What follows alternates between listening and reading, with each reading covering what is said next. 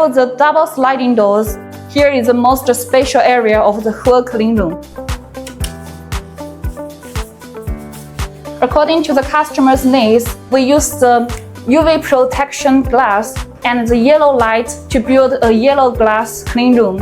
Yellow glass cleanroom is mainly used in semiconductor manufacturing, biomedicine, and some high-precision mechanical manufacturing and other fields.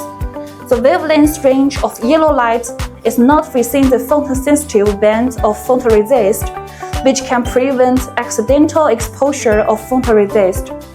Compared with other colors, yellow light is softer and can reduce refraction and glare.